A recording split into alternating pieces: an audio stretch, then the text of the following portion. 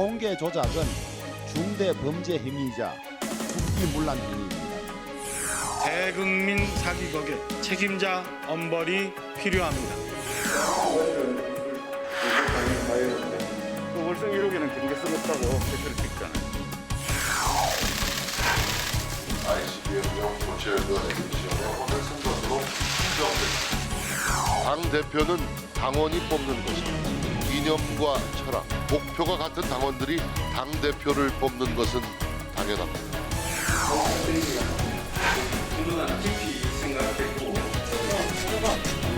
당원 당규들을 고쳐가지고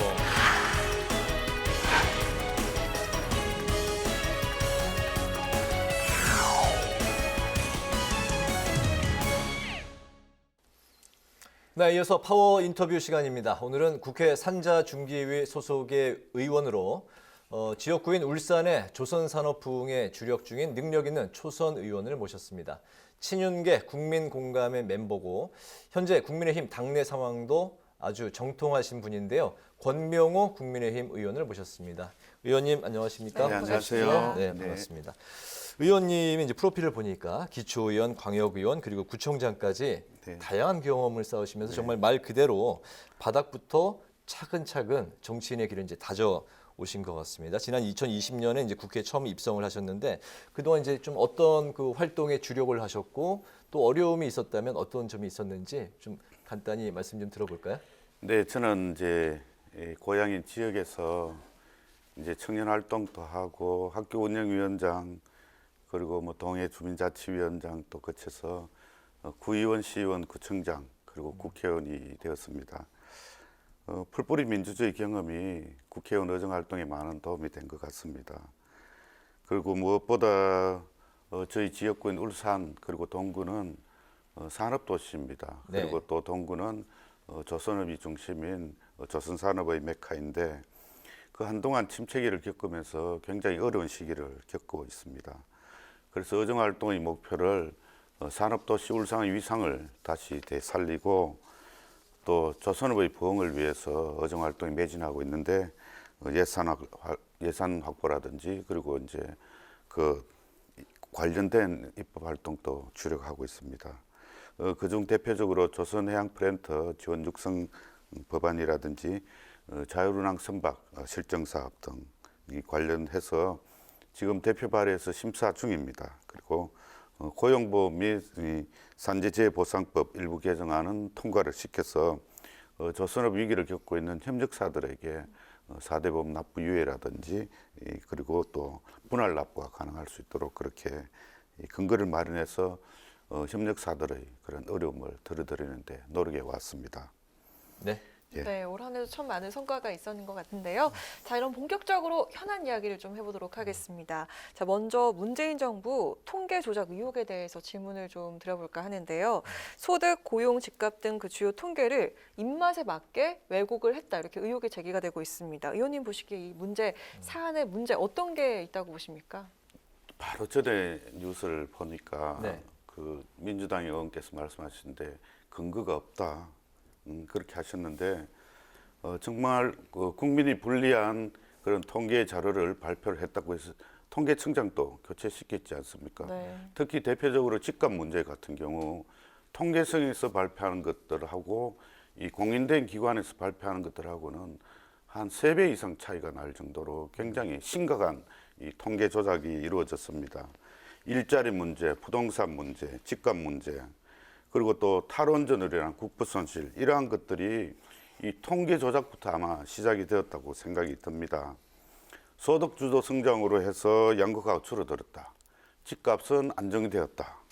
고용은 좋아졌다. 이런 수치들로 의해서 이 우리 국민들을 현혹하고 또 국민들께 호도하고 또 선전 이 조작했다는 이러한 것들이 지금 이제 밝혀지고 있지 않습니까? 그래서 우리가 몸이 아플 때 환자들에게 정확한 진단이 있어야 그리고 치료가 가능한 것처럼 이 어려운 시기를 겪어왔던 특히 이제 세계 경제 침체나 또 그 코로나 팬데믹으로 인해서 우리나라 경제가 굉장히 어려웠을 때 정확한 진단을 하지 않고 그렇게 이제 이 또 다른 처방을 내려서 지금 굉장히 우리나라 이제 국가 부채라든지 우리 국민들의 삶이 이 굉장히 나빠지지 않았습니까? 그래서 그러한 이 조작, 잘못된 통계 이것들은 정말 국민 사기극이고 또 국기문란을 한 중대 범죄라고 생각을 합니다. 그래서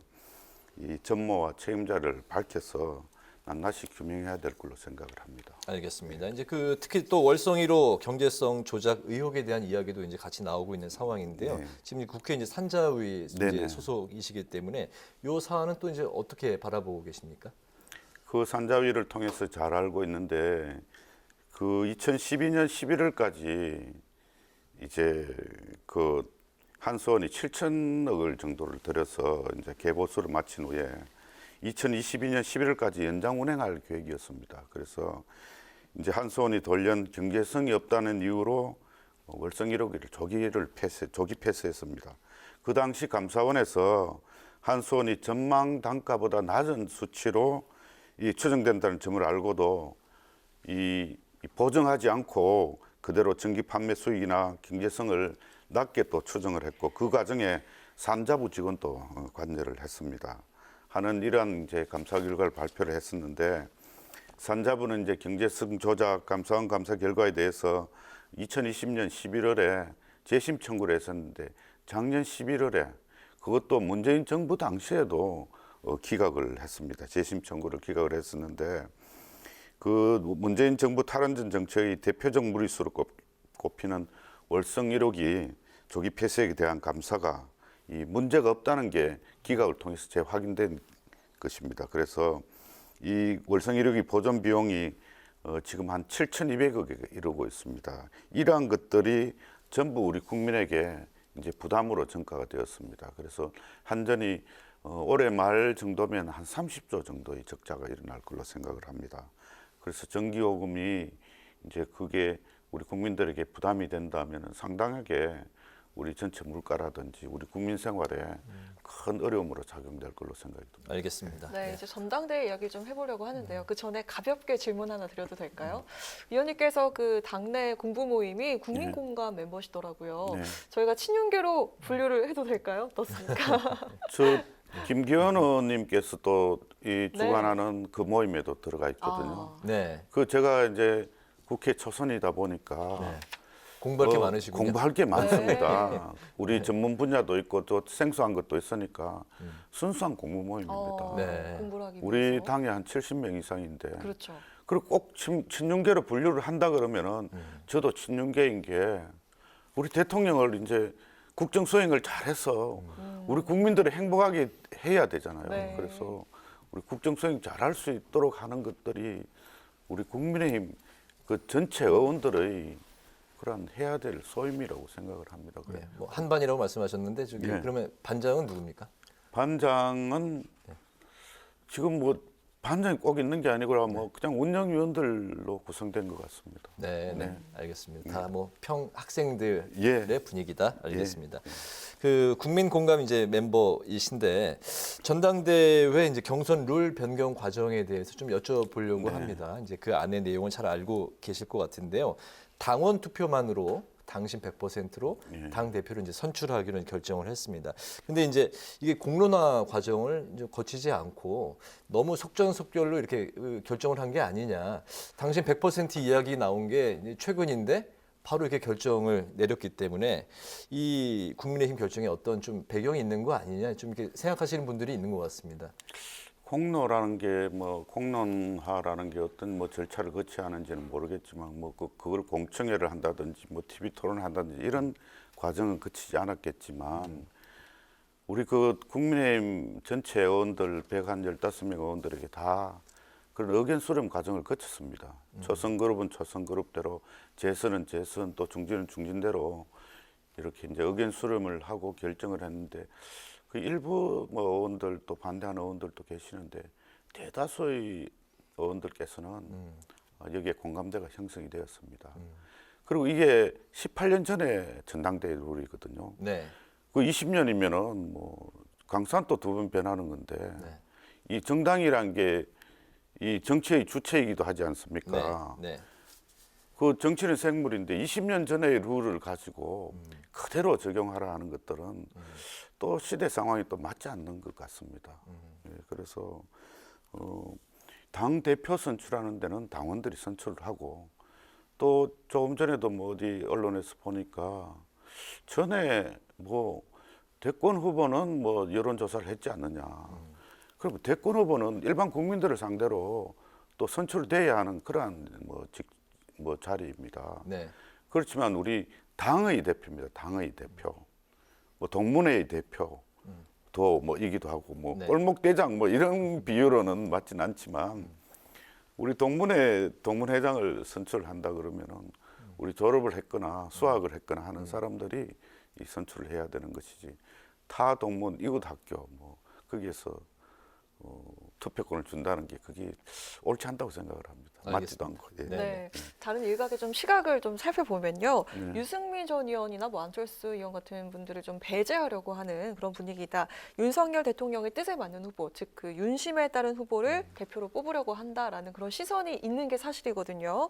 이 유력 후보들이 사실상 경선에 돌입한 상황에서 룰을 바꾸게 됐는데 이게 공정성 시비 등의 향후 갈등이 좀 예상되는데 어떻게 보시는지 들어볼까요? 항상 좀 보면은 이제 뭐든 미리 하면 좋겠지만 또 그것도 상황에 따라서 룰을 네. 또 바꾸는 경우도 있습니다. 그리고 또 이 룰이 어느 누구에게 꼭 유리하다 또 불리하다 하는 이런 것들도 사실은 정확하게 알 수도 없는 노릇입니다.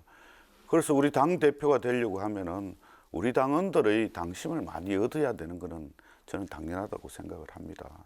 그래서 우리 당을 정말 위하고 우리 당의 목소리, 우리 당원들의 목소리를 제대로 전달하고 또 대표성을 가지고 우리 국정에 이 도움이 되도록 할 수 있는 그러한 당 대표를 지금 우리 지역구에 가보면은 우리 당원들도 다들 이구동성으로 그렇게 해야 된다고 그렇게 말씀들을 많이 하십니다. 네. 예. 국고 보조금을 이제 그 당에서 받기 때문에 네. 그렇기 때문에 국민의 생각도 반영을 해야 되는 거 아니냐. 뭐 또 이런 또 이야기도 나오더라고요. 그렇겠죠. 이제 뭐 이렇게 이야기하면은 네. 또 이 말이 맞는 것 같기도 하지만 아까 말씀드린 대로 우리 당원들 100만 이제 이 당원이 이제 곧 이제 될 것인데 우리 당원들이 목소리를 잘 전달해서 이 국정 운정을 잘 할 수 있게 하는 것들이 이제 우리 국민들에게 행복하게 하고 우리나라를 발전시키는데 국비가 들어간다는 그런 좀 또 다른 차원의 그런 생각들이 모여졌으면 좋겠다고 생각을 합니다. 알겠습니다. 향후 이제 의정 활동 계획에 이제 그 대해서 여쭤보겠습니다. 지역구가 이제 울산이신데 울산의 지역 경제 그 위기 극복을 위해서 또 증액 예산도 이제 확보하셨다고 네. 전해 들었습니다. 축하드리고요. 법안 발의를 비롯해서 앞으로 이제 어떤 의정 활동에 이제 주력하실 계획이신지 좀 여쭤볼까요?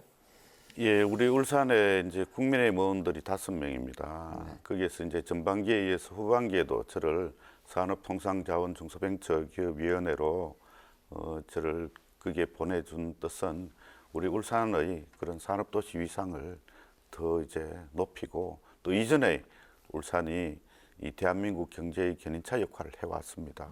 또 나라를 위해서도 우리 울산이 더 역할을 할 수 있게끔 제가 우리 국회에서 역할을 하게끔 그렇게 해주신 것만큼 울산의 이 산업을 위해서 또 미래 먹거리를 위해서도 당연히 주력을 해야 되고 또 제 지역구가 울산 동구니까 네. 조선업의 재도약을 위해서 애를 써야 되고 지금 이제 한 가지 좀 문제가 이 수주는 많이 받아놨는데 인력이 굉장히 이제 인력난입니다. 네, 네. 그래서 이제 그런 것들 이유 중에 하나가 주 50시간제 문제입니다. 지금 이제 제가 대표 발의해서 이 30인 미만 이 중소기업이 이제 일을 좀 추가로 좀 더 할 수 있게끔 네.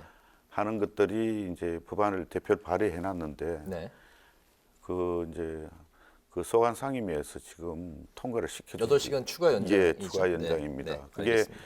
올해 이제 일몰제인데 이게 법안이 개정이 되지 않으면은 중소기업이 이제 굉장히 어려워지고 또 거기에 종사하는 사람들이 이 타 직종으로 이제 옮겨가는 그러한 우려가 발생이 되어서 반드시 우리 민주당에서 좀 협조를 해주셔서 이 법안을 꼭 통과시켜 그래서 우리 침체된 대한민국의 산업을 다시 일으켜 주셔야 될 것 같습니다. 네. 거기에 종사하는 사람들이 우리 대한민국 근로자의 거의 한 42% 정도, 600만 정도가 됩니다. 네, 네. 예, 그 기반 산업이 무너지게 됩니다. 알겠습니다. 마지막 질문은 이제 저희가 이제 국회의원 분이 출연하시면 공통으로 드리는 질문인데요. 좀 가볍게 대답을 해주시면 될 것 같습니다. 바로 정치인의 말에 대한 건데요.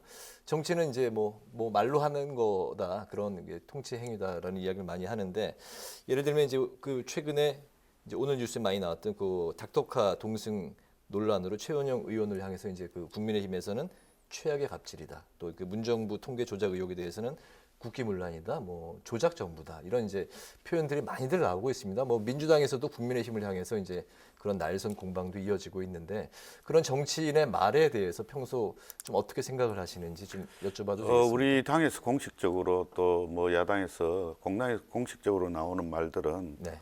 굉장히 신중하게 했고 우리 일반 정치인들의 말들은 굉장히 조심을 해야 된다고 생각을 합니다.